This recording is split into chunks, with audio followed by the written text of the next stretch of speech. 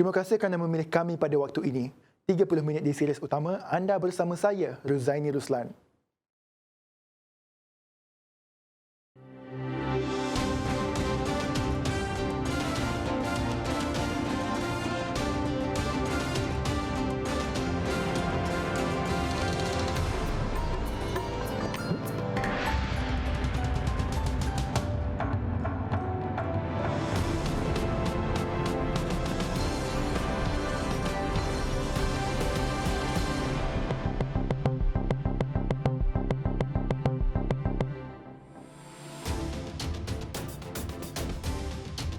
Perdana Menteri gesa ubah dan tambah baik prosedur rumit perkasa sektor awam.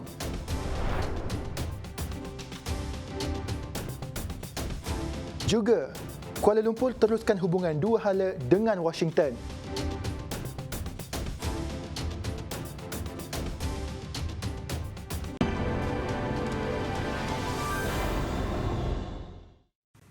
Langkah ini penting.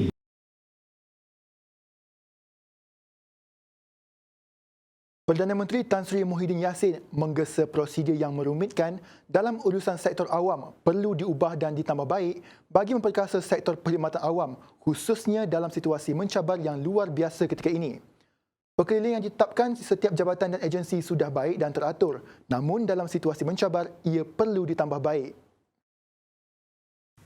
Langkah ini penting supaya mesej dan bantuan dapat kita salurkan secara efektif pada golongan-golongan yang terkesan dengan masalah COVID ini. Tumpuan harus juga diberikan pada usaha untuk mengurangkan kekangan birokrasi. Beliau berucap pada Majlis Perjumpaan Khas Perdana Menteri bersama Penjawat Awam Sarawak siang tadi. Turut hadir Ketua Menteri Datuk Patinggi Abang Johari Abang Openg dan Ketua Setiausaha Negara Tan Sri Muhammad Zuki Ali. Tan Sri Muhyiddin berkata, pandemik COVID-19 memberi kesan langsung bukan sahaja terhadap sektor ekonomi tetapi juga sektor lain termasuk sektor awam. Fokus utama kerajaan termasuk memastikan penyampaian perkhidmatan yang cekap dan mesra rakyat. Menurutnya, langkah itu penting supaya mesej dan bantuan dapat disalurkan secara efektif kepada golongan sasar yang terkesan. Dalam pada itu, Ketua Menteri Datuk Patinggi Abang Johari Abang Openg mengulangi ikhlas sokongan Gabungan Parti Sarawak GPS terhadap Tan Sri Muhyiddin Yassin sebagai Perdana Menteri. Beliau yang juga pengerusi GPS berkata, sokongan itu diberikan kerana Muhyiddin sudah berjaya membuktikan keupayaannya menstabilkan negara ketika situasi yang amat mencabar. Tambah beliau, masa depan akan lebih terjamin jika politik negara stabil. Ia akan menjadi tarikan kepada pelaburan asing seterusnya menjamin pembangunan berterusan. Beliau juga turut mengucapkan tahniah dan memuji Perdana Menteri atas kepimpinannya tatkala negara dilanda pandemik COVID-19.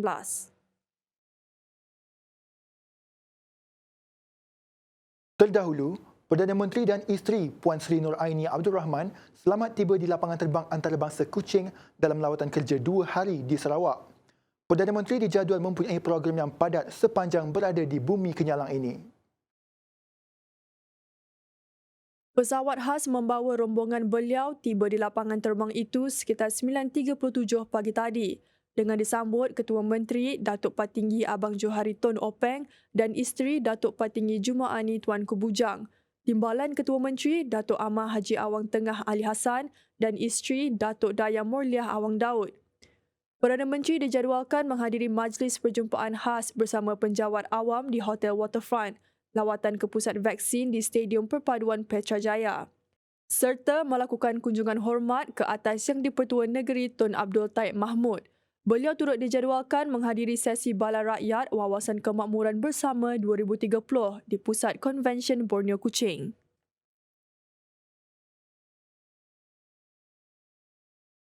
Malaysia dan Amerika Syarikat bertekad meneruskan momentum hubungan dua hala kedua-dua negara dalam pelbagai bidang yang ketika ini disifatkan berada pada tahap kukuh serta cemerlang. Hasrat itu dinyatakan dan dipersetujui Menteri Luar Datuk Seri Hishamuddin Hussein dan Setiausaha Negara Amerika Syarikat Antony Blinken dalam perbualan menerusi telefon. Dalam perbualannya, Hishamuddin berkata, kedua-dua pihak menyatakan komitmen untuk berbincang isu membabitkan kepentingan bersama. Katanya kedua-dua mereka berbincang mengenai hasrat bagi memperkukuh kerjasama di rantau Indo-Pasifik termasuk menerusi ASEAN dan pelbagai medium lain.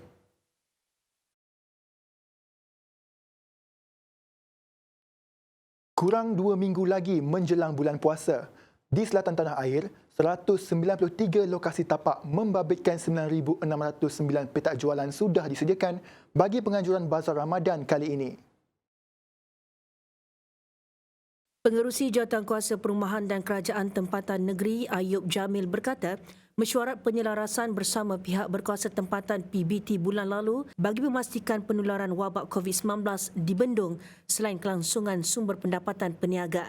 Pun begitu, taklimat bersama Pejabat Kesihatan Daerah PKD akan diadakan. Itu pun berkenaan prosedur operasi standard SOP dan nilai kompaun serta jenis kesalahan yang boleh dikenakan kompaun kepada penganjur dan peniaga. Kerajaan negeri memberikan pengecualian bayaran permit, sewa tapak, lesen sementara dan yuran pendaftaran serta wang proses kepada peniaga bazar. Selain pengecualian bayaran ini hanya terpakai bagi tahun ini sahaja. Namun rayuan bagi menambah waktu operasi pembukaan bazar tidak akan dipertimbangkan seiring dengan usaha untuk membendung penularan wabak COVID-19. Bilangan anggota bagi kawalan keselamatan akan ditingkatkan berbanding tahun sebelum ini. Sementara itu, warga emas dan kanak-kanak adalah tidak digalakkan mengunjungi bazar Ramadan bagi mengurangkan risiko kadar jangkitan. Sementara itu, Majlis Bandaraya Kuantan MBK akan memperketatkan syarat pematuhan prosedur operasi standard SOP di 30 tapak bazar Ramadan sekitar Bandaraya Kuantan tahun ini. Datuk Bandar Datuk Hamdan Hussein berkata, pematuhan itu bagi mengelak penularan wabak pandemik COVID-19 dan kluster baharu membabitkan bazar Ramadan. 1,000 petak jualan disediakan kepada peniaga untuk menjalankan perniagaan mereka sepanjang Ramadan nanti. Selain pematuhan SOP berkaitan penjarakan fizikal, pemeriksaan suhu dan pemakaian pelitup muka, tahap kebersihan penyediaan dan hidangan makanan serta minuman turut diberi penekanan utama. Jabatan Komunikasi Korporat Suruhanjaya Komunikasi dan Multimedia Malaysia SKMM menyuruh orang ramai yang belum mendaftar program imunisasi COVID-19 kebangsaan PICK boleh berbuat demikian di Pusat Internet Community PIK di seluruh negara. Usaha dilakukan bertujuan membantu orang awam termasuk warga emas yang berdepan kesukaran mendaftar program berkenaan melalui aplikasi MySejahtera. Menurut SKMM, semua kaki tangan PIK sepenuh masa akan membantu melicinkan proses pendaftaran. Selain itu, terdapat juga paparan poster di PIK mengenai pendaftaran vaksin COVID-19 melalui MySejahtera bagi memaklumkan orang awam. Menerusi usaha itu, ia diharap dapat membantu meningkatkan tahap kesedaran dalam kalangan rakyat betapa pentingnya proses vaksinasi terutama dalam membantu kerajaan memerangi pandemik COVID-19. Bagi mereka yang masih belum mendaftar sebagai penerima vaksin COVID-19, manfaatkan kemudahan yang disediakan di PIK oleh SKMM untuk mendaftar sebagai penerima vaksin. Sebarang pertanyaan lanjut, orang ramai disaran menghubungi pihak PIK berhampiran. Baik, series utama berehat seketika menyusul selepas ini. Vaksin J&J didakwa rosak.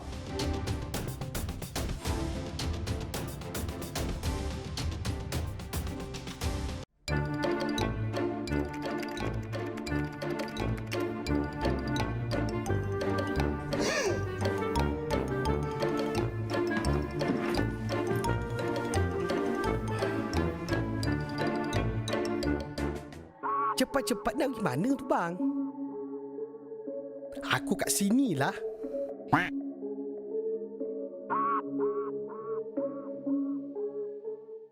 Aku tahulah kau comel, tapi kesihatan tu kena jaga.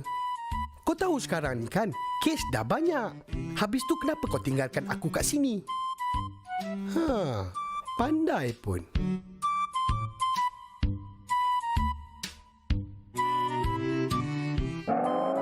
Oi!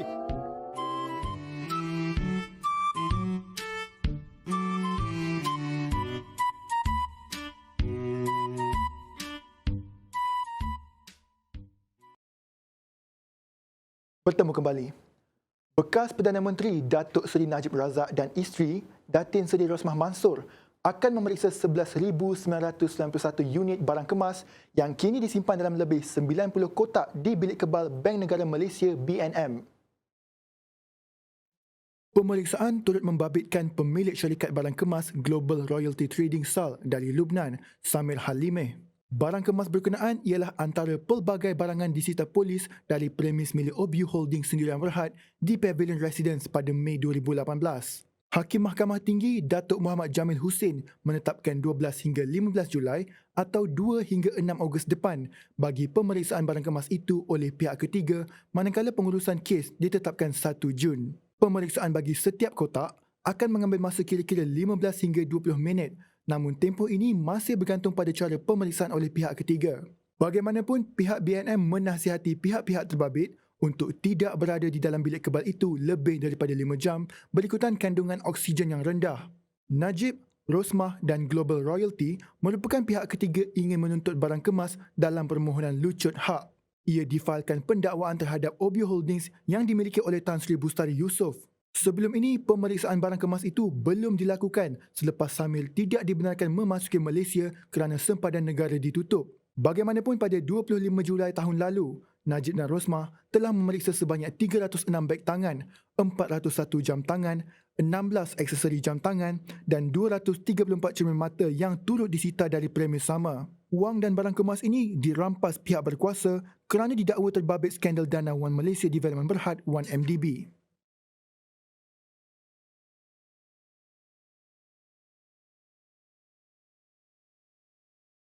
Gangguan bekalan air berjadual di 31 kawasan pulih sepenuhnya. Terdahulu, gangguan berlaku di wilayah Petaling, Kelang dan Shah Alam.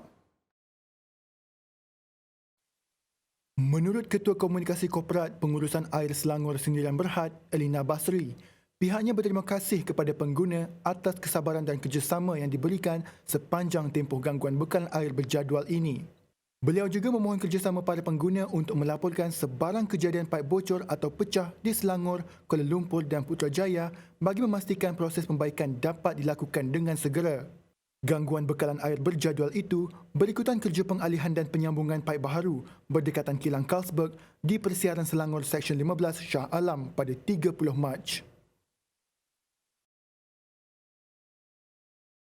Sepasang suami isteri dan seorang anak perempuannya maut manakala 4 lagi anak mangsa cedera termasuk seorang parah selepas lori dinaiki mereka terbabas dipercayai akibat kerosakan brek. Menurut Ketua Polis Daerah Papa, Deputy Superintendent Bartolomeo A.K. Umpit, kejadian berlaku sekitar jam 10 malam di kilometer 42 Jalan Kimanis, Keningau dekat Papa. Lori dinaiki 7 sekeluarga terbabit yang turut membawa muatan sebuah van sedang dalam perjalanan dari Keningau menuju ke Kota Kinabalu. Siasatan awal mendapati lori itu dipercayai dipandu laju sebelum terbabas sendiri ke jalan bertentangan dan melanggar tebing bukit dalam keadaan menuruni bukit. Tambahannya, polis percaya brek lori berkenaan gagal berfungsi dengan baik dan akibat kemalangan itu, pemandu lori tersepit di tempat duduk hadapan, manakala isteri dan seorang anak perempuannya pula tercampak keluar. Ketiga-tiga mangsa disahkan meninggal dunia di tempat kejadian. 4 lagi mangsa yang cedera dihantar ke unit kecemasan Hospital Papa untuk rawatan lanjut. 3 mangsa yang maut berusia 12 hingga 40 tahun, manakala 4 yang cedera termasuk seorang parah berusia lingkungan 4 hingga 15 tahun. Lagi nahas jalan raya membabitkan Perodua Myvi. Kali ini di Gua Musang, Kelantan, 6 beranak nyaris rentung selepas kereta dinaiki mereka terbakar secara tiba-tiba. Menurut Ketua Polis Daerah Superintendent Si Chun Fu, kejadian berlaku sekitar jam 9.30 malam di Kampung Gua Sejuk ketika mereka dalam perjalanan dari Kuala Krai menghala ke Gua Musang. Kereta Perodua Myvi yang dipandu Muhammad Khairul Azwan tiba-tiba berasap di bahagian enjin sebelum dia segera memberhentikan kenderaan. Sebaik berhenti, api merebak dengan cepat dan orang ramai turut membantu mengeluarkan mangsa. Keluarga mangsa yang turut berada di dalam kereta malang ini termasuk isteri mangsa Rozila Salji serta 4 anak mereka iaitu Amanina Muhammad Khairul Azwan 17, Amani 14, Amarah 11 dan Amnani 10. Semua mereka yang berasal dari Kampung Cegah Medang Bentong Pahang terselamat dan tiada sebarang kecederaan.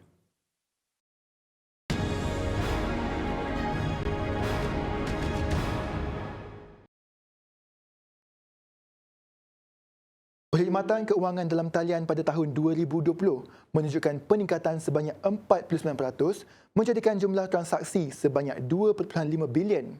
Bank Negara Malaysia BNM melaporkan urus niaga e-dompet pula melonjak sebanyak 131% kepada 600 juta bagi tahun 2020. Menurut laporan tahunan 2020 oleh BNM, setiap orang di Malaysia membuat 170 urus niaga e-pembayaran berbanding 150 urus niaga pada 2019 yang didorong oleh urus niaga dalam talian dan tanpa sentuh. Tambah mereka, lebih ramai pedagang juga mendaftar untuk menerima e-pembayaran dengan jumlah pendaftaran pembayaran kod respon pantas QR meningkat sebanyak 164%.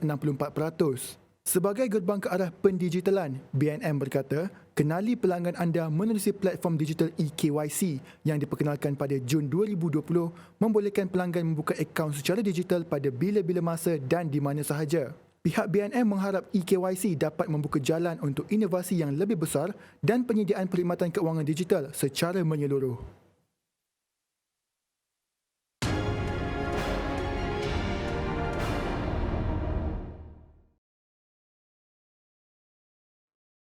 $15 juta dos vaksin COVID-19 keluaran Johnson & Johnson J&J didakwa rosak akibat kesilapan sebuah kilang di Amerika Syarikat, sekaligus menjadi tamparan hebat kepada usaha syarikat terbabit bagi meningkatkan penghasilan vaksin itu dengan cepat.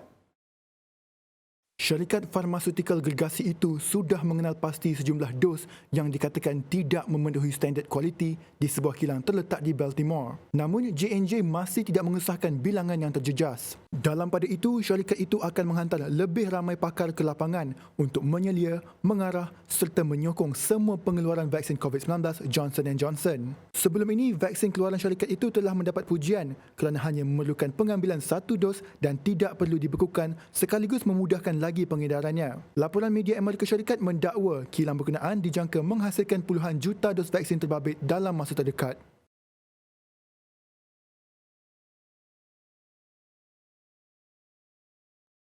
Di Jalalabad, Afghanistan, 3 wanita dalam misi melaksanakan program imunisasi polio negara maut selepas ditembak dalam 2 serangan berasingan.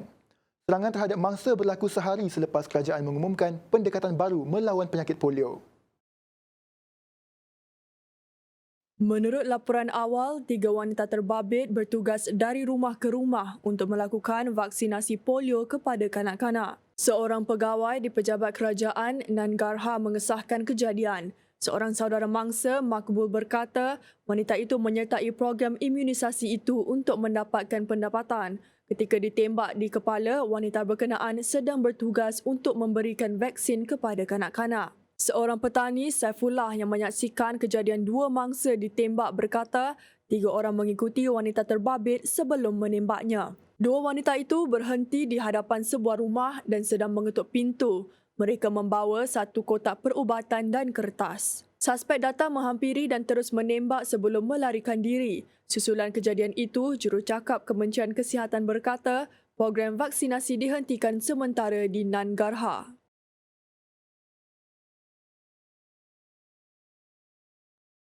Teruskan bersama kami dalam series utama Menarik dalam Sukan selepas ini.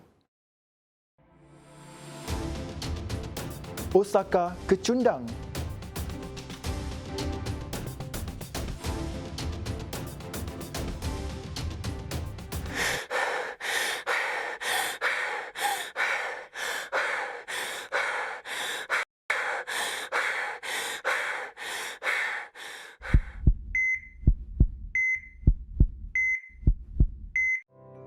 Dalam membudayakan normal baru, penggunaan perkhidmatan digital mampu melancarkan lagi urusan seharian kita. Ikuti contoh Adam mengadaptasi normal baru di tempat kerja.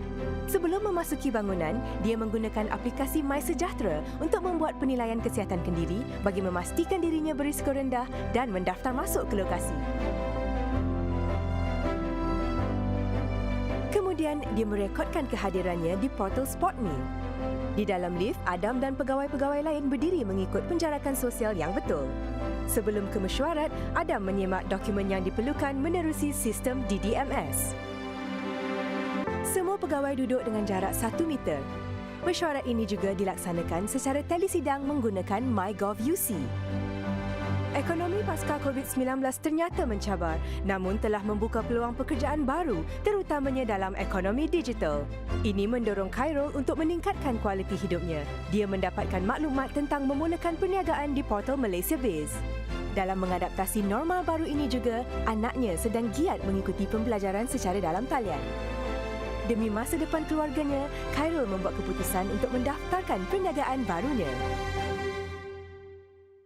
Tahukah anda tentang pendigitalan KKM? Pesakit kes ringan seperti Laila kini boleh menempah slot temujanji secara dalam talian di portal MyHealth. Di klinik, jururawat menjana surat pengesahan dan pengakuan pegawai Laila menerusi EGL. Sementara itu, Dr. Muizzuddin sedang memberikan penilaian kesihatan susulan secara maya. Apabila tiba giliran Laila, dia menerima rawatan yang sewajarnya. Dr. Muizzuddin kemudian merekodkan maklumat kesihatan pesakit ke dalam sistem HIS. Kita harus bergerak seiring dengan perubahan masa. Pendigitalan ialah normal baru. Kita guna, kita sokong, kita mampu.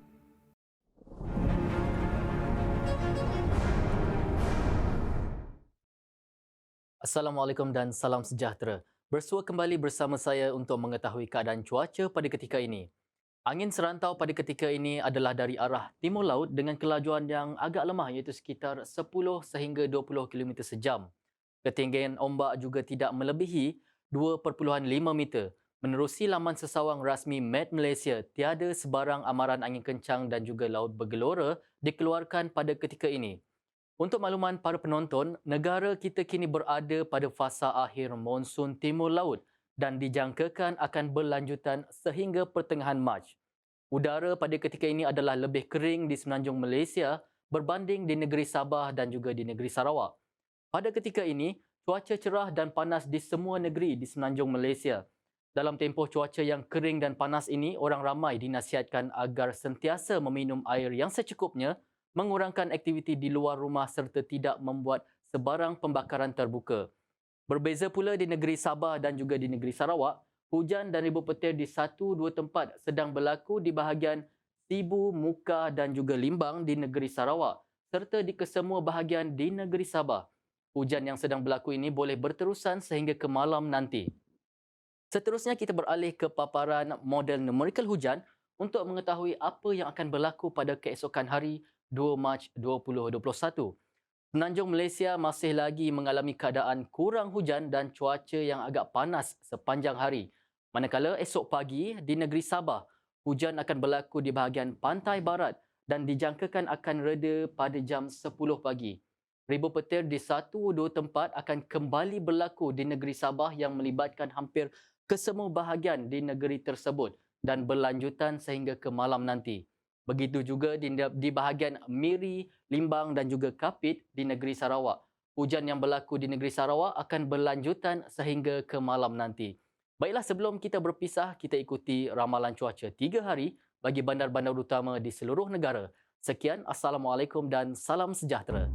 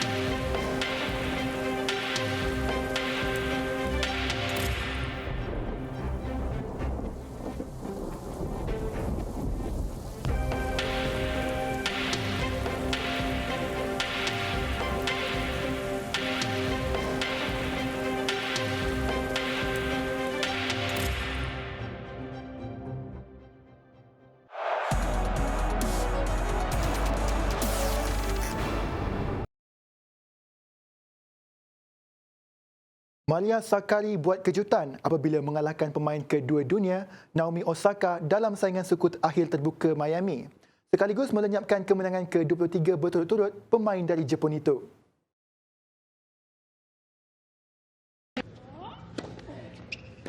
Pemain nombor 2 dunia itu hanya mencuri 8 pada set pertama ketika dia gagal mencatat sebarang kemenangan. Osaka yang bermain di kejohanan pertama sejak merangkul gelaran Grand Slam keempat di terbuka Australia mendahului set kedua 3-0 sebelum Sakkari bangkit untuk mengesahkan tempat ke separuh akhir kejohanan berprestij di gelanggang keras ATP Masters dan WTA. Kekalahan menamatkan peluang Osaka mengatasi pendahulu kedudukan dunia dari Australia, Ashley Barty. Sementara itu, di London, pasukan England dari kumpulan 1 berjaya mengekalkan kemenangan ketiga berturut-turut ia selepas menewaskan Poland 2-1 sekaligus mendominasi kumpulan di tangga teratas dalam kelaikan Piala Dunia dengan 3 kemenangan daripada 3 perlawanan. Skuad Three Lions kendalian Gareth Southgate beroleh gol pertama hasil sepakan penalti. England terus menghukum skuad Kapten Harry Kane apabila Jacob Moder menjaringkan gol hasil kesilapan pertahanan Poland John Stones. Kini England mendahului kumpulan 1 bersama 9 mata selepas kemenangan selesa berdepan San Marino dan Albania. Pun begitu, hanya pasukan teratas kumpulan mengesahkan tempat kepusingan akhir Piala Dunia di Qatar tahun depan.